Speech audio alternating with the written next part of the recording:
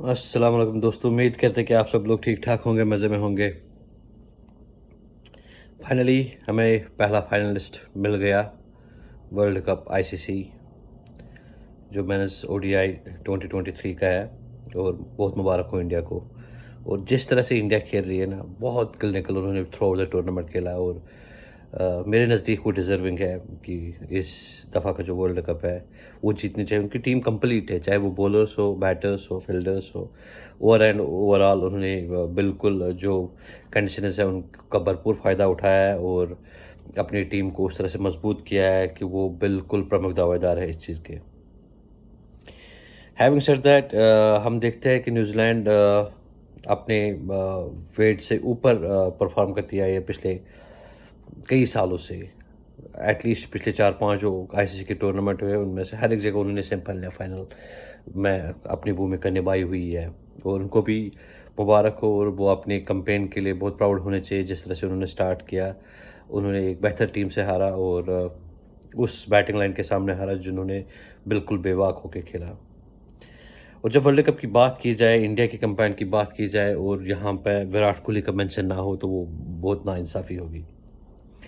दिल्ली का ये लोंडा जिसने ज़िद पकड़ी थी 14-15 साल पहले, जब ये अंडर-19 वर्ल्ड कप में आता है और एक फ़ातिह कैप्टन साबित होता है वहाँ पे, ये अंडर-19 वर्ल्ड कप जीतता है।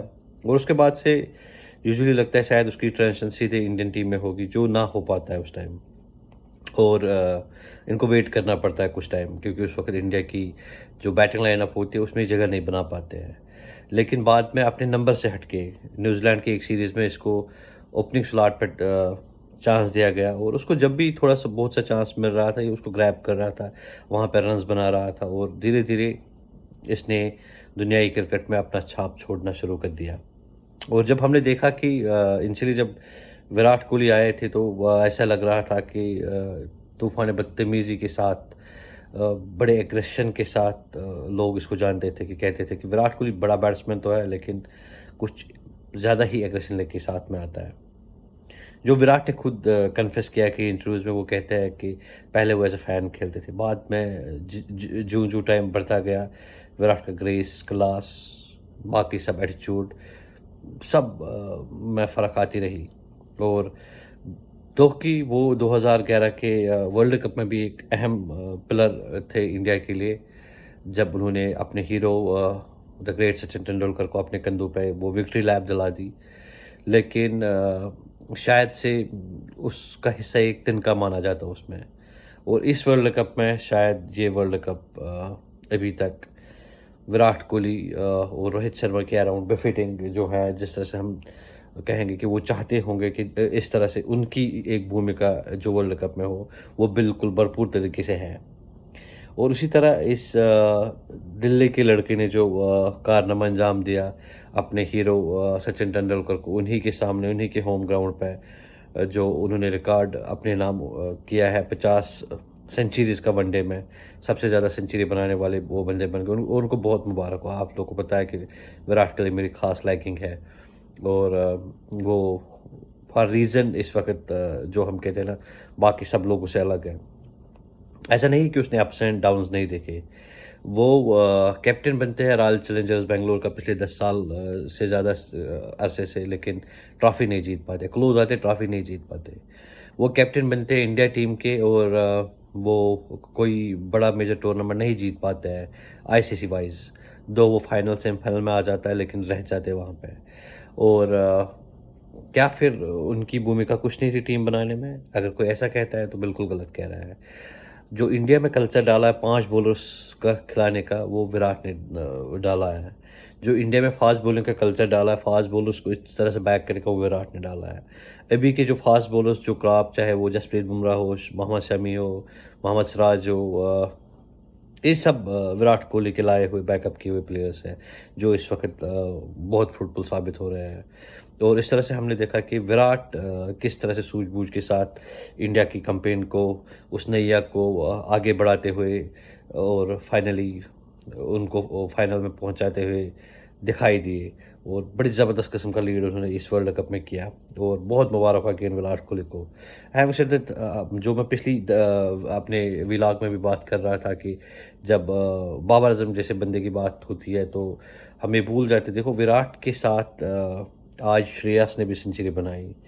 इतना बैटिंग मवादा है इंडिया की बैटिंग में कि वो बंदा मतलब साइडलाइन हो गया बेचारा, कोई उतना मेंशन नहीं हो रहा है क्योंकि बाकी परफॉर्मेंस जो है ओवरकम हो रही है। यहाँ पर रोहित ने आज इस तरह के कंट्रीब्यूट किया, ऊपर से जाके उसने जो फटकार मारी है न्यूजीलैंड बॉलर्स को, वहाँ से उसने गेम को मतलब ऑलमोस्ट उनके गुब्बारे से हवा निकाल दी थी। लेकिन उस किस्म का मेंशन नहीं हो पाया क्योंकि इंडिया में इस वक्त 11 मैच विनर्स खेल रहे हैं, एक नहीं। वो किसी एक पे इंसार नहीं कर रहे कि नहीं ये बंदा हमें मैच जिताएगा। तो ये होती है जब बड़ी टीम बनती है तो उनमें 11 के 11 मैच विनर्स आपको दिखते हैं।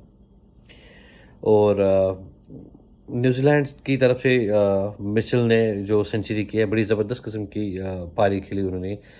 जब तक विलियमसन खेल रहा था मुझे लगा कि मैच ऑन ट्रैक था। शमी ने जब विलियमसन को आउट किया तो उसी वक्त से मैच पलट गया। जो रन रेट चल रही थी उस फ्लो पे एक कदगन लग गई और हमने देखा कि किस तरह से फिर इंडिया ने गेम में वापसी की। और पता नहीं ये कौन सा ब्रेन पहले टीम इंडिया के साथ काम कर रहा था जो कह रहे थे कि नहीं बैटिंग को लंबी, इतनी बड़ी बैटिंग लाइन को और लंबी करने की फिराक में पड़े थे और शमी जैसे बंदे को बेंच कराया था। लेकिन बेंच स्ट्रेंथ भी इस तरह की कि जब शमी को मौका मिलता है तो वो दुनिया के सारे रिकॉर्ड एटलीस्ट इंडिया के लिए तितर-बितर कर देता है कि एक के बाद एक परफॉर्मेंस, 5 फर को 5 फर पे 5 फर, 4 फर, 3 फर्स्ट, तो उसके सामने सब ढेर पड़ जाते हैं। और इस तरह से हमने देखा कि नॉकआउट गेम में पहली दफ़ा इंडिया की ओर से किसी ने 5 फर लिया और वो भी बड़ा 5 फर लिया और मैच जिताया। बहुत मुबारक हो शमी को भी उसकी परफॉर्मेंस के लिए, जिस तरीके का उन्होंने खेला है ना और जिस तरह से उन्होंने खेला है। मुझे लगता है प्रमुख दावेदार है इस वर्ल्ड कप में मैन ऑफ द सीरीज़ होने के लिए। और अब इंडिया एंजॉय करेगी, रिलैक्स करेगी और संडे का वेट करेगी कि उनके सामने जो कल होने वाला सेमीफाइनल है साउथ अफ्रीका और ऑस्ट्रेलिया के बीच में, कि उन दोनों में से कौन आता है। इंडिया चाहेगा कि साउथ अफ्रीका आए क्योंकि उसकी वजह है कि साउथ अफ्रीका के पास उस किस्म की एक्सपीरियंस नहीं है और शायद से वो चोक कर जाएंगे अगर उनको दूसरी बारी आ जाएगी। ऑस्ट्रेलिया इंडिया के लिए बनस्बत साउथ अफ्रीका खतरा है क्योंकि उन लोगों को जीतना आता है और उनको पता है कि जीतने का आर्ट उनके पास है और उनको पता है कि किस तरह से जीतना है और क्या करना है जीतने के लिए। तो मेरी नज़र में ऑस्ट्रेलिया बहुत खतरनाक टीम होगी फाइनल के लिए। वो वेल एक्सपीरियंस्ड है, वो बोथ इक्वली मतलब पहले इनिंग में भी और सेकंड इनिंग में भी इक्वल टक्कर दे सकते हैं, जबकि साउथ अफ्रीका के साथ ऐसा नहीं है। लेकिन यहाँ से ये वर्ल्ड कप हारना, अगर कोई हारता है तो अगर इंडिया हारता है तो वो उनकी खुद की गलती होगी। यहाँ से नहीं हारना चाहिए उनको वर्ल्ड कप, जिस तरीके की टीम उनकी है और ये मूवमेंट शायद उनको वापस फिर नहीं आएगा। अगर वो ये वर्ल्ड कप हारते तो उनको मेरे ख्याल से लग जाएगा एक अरसा फिर से रिग्रुप होने में।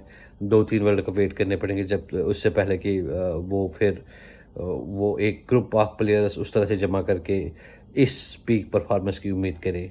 और अगेन बहुत मुबारक हो विराट कोहली को जिस तरीके से उन्होंने खेला है और टीम इंडिया को। Well done team India, well done team New Zealand, आपने एक अच्छी टीम से हारा है और आप फ़ख्र के साथ घर जा सकते हैं। और यही कहेंगे कि कल के मैच पे हमारी नज़र रहेगी, हम देखेंगे कि कौन सी टीम फातेह साबित होती है और इंडिया के साथ अहमदाबाद में 19 तारीख को कौन सी टीम भिड़ती है। तब तक के लिए आप सब लोग बहुत सारा ख्याल रखिएगा। अल्लाह निगहबान।